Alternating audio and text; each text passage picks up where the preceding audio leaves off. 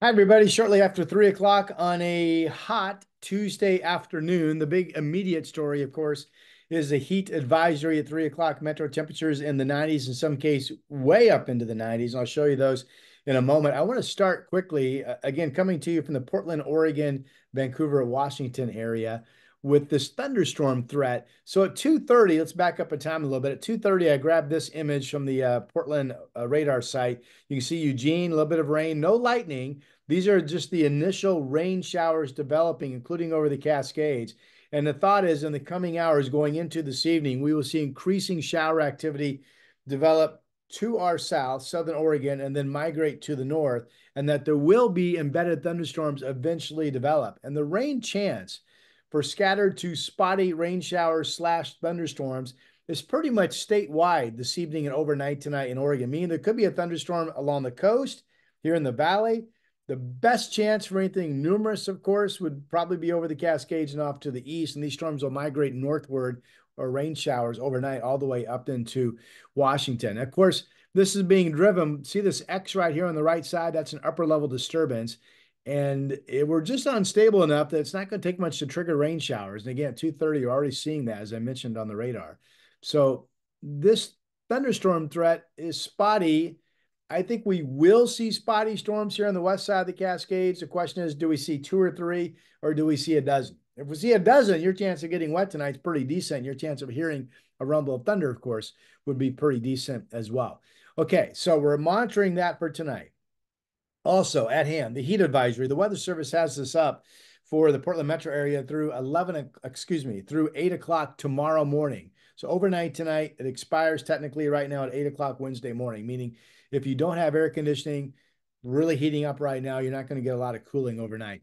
Average temperatures, including down through Salem and Eugene, 95 to 100 degrees, including out through the gorge. And then I mentioned the fire weather watch for the potential of lightning producing fire starts into early tomorrow morning, too. So we're watching all of that. Here is a graphic that I shared with you last time we spoke, back on Sunday, I guess it was. This was the heat dome on Monday. It was right over the Four Corners area. And then that heat dome strengthening today with a bit of a north to east wind flow. That's the reason the north to east wind, the temperatures are spiking today. It's a little crazy because today's just going to be a 1 day heat spike. Tomorrow we're back down. But then this weekend, I'm kind of watching for another potential heat spike. This is Sunday. Notice how the heat dome kind of builds back to the west and up to the north.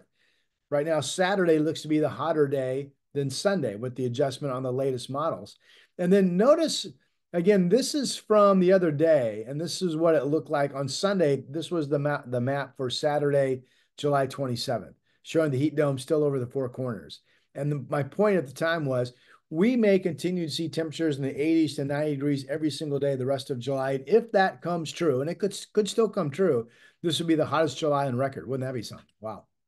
But notice here this afternoon, I put an X through this and I put a question mark. And the reason is the American GFS model, which in my opinion has been the most accurate for the last couple of months, all of a sudden is cooling us down next week, kind of breaking the heat, um, pushing the heat dome away.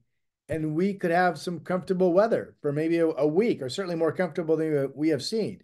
Now, the European model, which has not been as accurate, keeps the upper heat dome in place, and our run of hot weather would continue a good chunk of next week. So all of a sudden, though, there's a glimmer of hope that maybe once we get through this week, especially through this Saturday and Sunday, that the worst of the heat for the time being will be over. Okay, so we'll be following that story.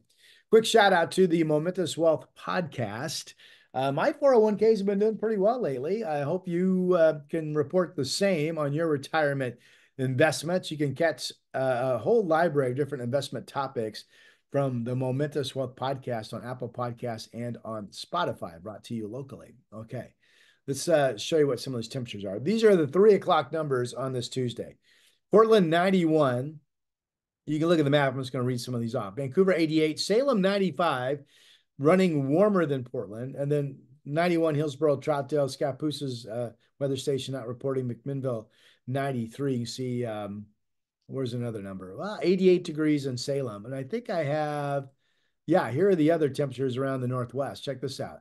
So no, this one, these should both be reporting from McNary Field. So I'm not sure of the discrepancy there. This shows Salem at 97, shows 100 in the Dalles, 100 down in Medford, 100 in Pelton, and 100 in Baker City. And again, weather models are still projecting at least 96, 97 for Portland and maybe 98, still projecting a decent chance of Salem reaching 99 or 100 this afternoon. So a pretty impressive heat spike nonetheless. And remember, I talked about this on KGW's morning show, KGW News at Sunrise this morning.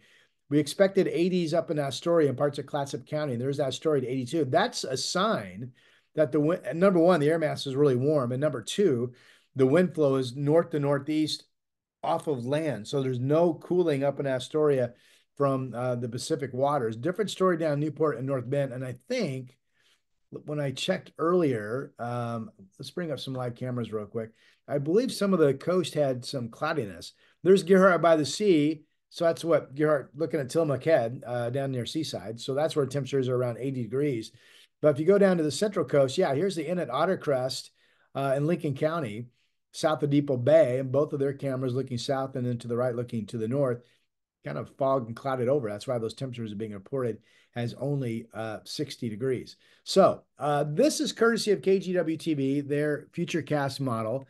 Notice the timestamp at 6:38 tomorrow morning. So this is overnight tonight into early Wednesday morning. And at that time, it's showing in green, scattered showers across eastern Oregon, probably some thunder and lightning in these. It's showing a wave of thicker cloud cover by early morning that's pushed north of Portland. See these clouds up in Seattle? This would have been cloudiness that pushed through Portland and then went up into Washington. And of course, taking the best rain chance with it. You can see the just spotty rain chances. But modeling has been indicating that there could be a thunderstorm or lightning strike even along the coast. So again, scattered to very spotty. Maybe you get something tonight, maybe you don't. There are zero signs of anything being overly widespread from the rain chances that we're tracking. So with all of that said, I do want to go back. Hold on. I want to push on some forecasts as I often do. I'm kind of moving my face around here. Let's get to this map. Okay, so Medford. 96 tomorrow. Again, today's the peak. So it's 100 in Medford right now. Tomorrow, 96. But then we do warm back up. 100 on Saturday. And I mean, 95 to 100 is in your extended forecast, no matter how you look at it. Bend, 95 right now. 97 tomorrow. 100 on Saturday. Remember, there's that heat spike today, and then we cool down a little bit. There's that second heat spike on Saturday, and that's showing up in these forecasts, right? Now, this goes 99 Sunday, still 98 Monday, a little bit cooler on Tuesday. That's over in Bend, over in beautiful Central Oregon. So Astoria at 82 today, 69 tomorrow. Yeah, today's definitely the one heat spike day along the coast. And then 73 on Friday, 72 Saturday, and so on and so forth. Really no good chance of rain outside of the spotty shower chance we're looking at for tonight into tomorrow. Up in Seattle, 87 tomorrow, 87 Saturday, mostly a lot of 80s, right? And here, well, let's go back down to North Bend. I know a lot of you watch from down there. There's that thunderstorm chance showing up for the remainder of today, and then mainly 60s moving forward. And here's my Portland 7-day forecast, courtesy of Hazeldale Tire Pros. So I don't think we will be any hotter than 98 today. Forecast models are indicating that today's hottest temperatures on this Tuesday will be in the 5 o'clock hour to maybe almost pushing 6 o'clock. Okay. So I think at least mid 90s, no warmer than 98. The evening overnight thunderstorm threat into an early shower tomorrow. We go from mid to upper 90s today to 90 tomorrow to maybe we stay in the upper 80s Thursday. There's that next heat spike, 97 on Saturday. And then remember right now, starting Monday of next week, I've got to say 87. There are some indications that this could kick off a run of maybe 4 or 5 days of only in the 80s. But other weather models say no, we'll be back up into the low 90s soon. So we'll wait to see how that plays out. For now, I'm meteorologist Rod Hill. Thanks for subscribing, and I will talk to you soon.